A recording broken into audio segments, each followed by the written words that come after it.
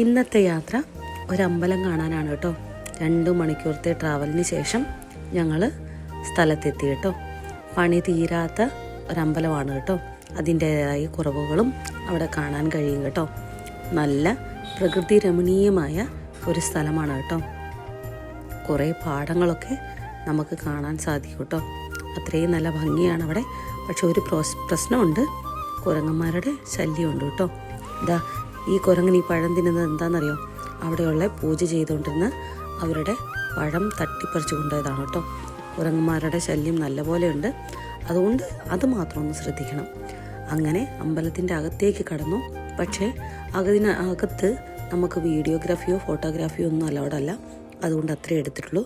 പിന്നെ കുറച്ച് അമ്പലത്തിൻ്റെ ക്ലിപ്സുകളും ഞാൻ എടുത്തു കേട്ടോ.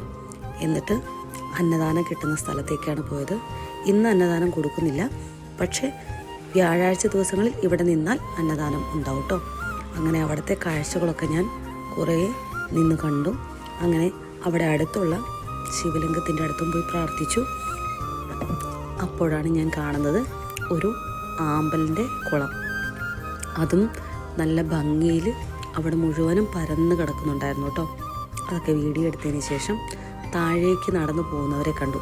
അപ്പം ഞാനും പയ്യെ താഴേക്ക് നടന്നു. പാറക്കെട്ടുകൾ തന്നെ സ്റ്റെപ്പ് പോലെ ഉണ്ടായിരുന്നു കേട്ടോ. താഴെ ഇറങ്ങിയതിന് ശേഷമുള്ള കാഴ്ചയാണിത്.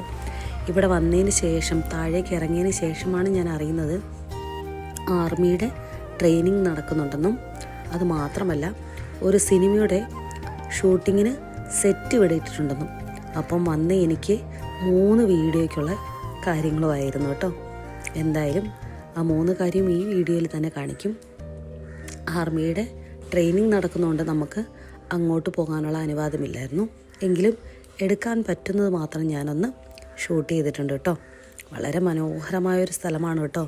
നിങ്ങളൊക്കെ ഹൈദരാബാദിൽ വന്ന ഹൈദരാബാദ് സിറ്റി മാത്രം കാണാതെ ഹൈദരാബാദിലുള്ള ഗ്രാമങ്ങളും ഒന്ന് കാണാൻ ശ്രമിക്കണം കേട്ടോ. അത്രമേൽ മനോഹരമാണ് ആ സ്ഥലങ്ങളും അവിടുത്തെ ആളുകളും. നിങ്ങളൊന്ന് പരിചയപ്പെട്ടാൽ നിങ്ങൾക്ക് മനസ്സിലാവും അവിടുത്തെ ആൾക്കാർ എത്രത്തോളം നല്ലവരാണെന്ന് കേട്ടോ. ഇനി നമുക്ക് സിനിമയുടെ ഷൂട്ടിങ്ങിന് വേണ്ടിയിട്ട് സെറ്റ് ഇട്ടതിലേക്ക് പോകാം. പുതിയൊരു സിനിമയായ ദേവി ശ്രീ പ്രസാദിൻ്റെ നാഗമ്മ എന്ന സിനിമയ്ക്ക് വേണ്ടിയിട്ട് സെറ്റാണ് ഈ കാണുന്നത് കേട്ടോ. ഈ കാണുന്ന മൺകുടിലുകൾ, ഈ വീടുകളെല്ലാം തന്നെ സിനിമയ്ക്ക് വേണ്ടിയിട്ടിരിക്കുന്ന സെറ്റുകളാണ് കേട്ടോ. ആ സിനിമ ഒരു ഗ്രാമീണ പശ്ചാത്തലത്തിലുണ്ടാക്കുന്നതാണ്. അതുകൊണ്ടാണ് ഇങ്ങനെ ഗ്രാമീണ ഒരു പശ്ചാത്തലത്തിലുള്ള സെറ്റ് അവരിട്ടേക്കുന്നത്. ഈ കിണറെല്ലാം സെറ്റാണ് കേട്ടോ. നല്ല മനോഹരമായിരുന്നു അവിടെയൊക്കെ കാണാൻ കേട്ടോ. ഇതെല്ലാം കണ്ട് ആ വീടിനൊക്കെ ഉണ്ടാക്കാനുള്ള മണ്ണ് അവരവിടെ തന്നെ റെഡിയാക്കുന്നുണ്ടായിരുന്നു കേട്ടോ. അവിടെ 2 പണി ചെയ്യുന്നവരും ഉണ്ടായിരുന്നു കേട്ടോ. പക്ഷെ അവരെ മാത്രം ഞാൻ ഷൂട്ട് ചെയ്തില്ല. അവരുടെ അനുവാദമില്ലാതെ നമ്മൾ ചെയ്യാൻ പാടില്ലാത്തതുകൊണ്ട് ഞാനത് ഷൂട്ട് ചെയ്തില്ല. അവിടെ നിന്ന് ഇതൊക്കെ ഷൂട്ട് ചെയ്തതിന് ശേഷം അപ്പോഴാണ് പാമ്പിൻ്റെ പുറ്റ് കണ്ടത്. ഇതും സെറ്റ് തന്നെ അവർ ഉണ്ടാക്കിയതാണ് കേട്ടോ, സെറ്റ് ഇട്ടതാണ് കേട്ടോ. അങ്ങനെ അതെല്ലാം കുറച്ച് കണ്ടതിന് ശേഷം ഞാൻ പയ്യെ എൻ്റെ യാത്ര തുടർന്നു. എന്ത് മനോഹരമായിരുന്നു എന്നോ.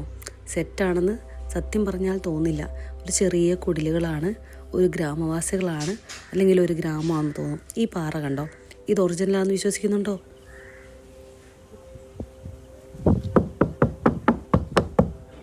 ഇപ്പം മനസ്സിലായില്ലേ? അതൊക്കെ സെറ്റാണ് കേട്ടോ അവിടെ കാണുന്നതെല്ലാം. അങ്ങനെ അവിടുത്തെ കാറ്റും പ്രകൃതിയും ഒക്കെ ആസ്വദിച്ച് ഞാൻ അവിടെ കുറേ നേരം ഇരുന്നു കേട്ടോ. അതൊക്കെ കണ്ടതിന് ശേഷം ശിവലിംഗങ്ങളെല്ലാം ഒന്ന് ജസ്റ്റ് നോക്കി വീക്ഷിച്ചതിന് ശേഷം ഇതൊക്കെ പേരയ്ക്ക മരങ്ങളാണ് കേട്ടോ. അവിടെ നിന്ന് 2 പേരയ്ക്കയും പറിച്ച് കഴിച്ചു.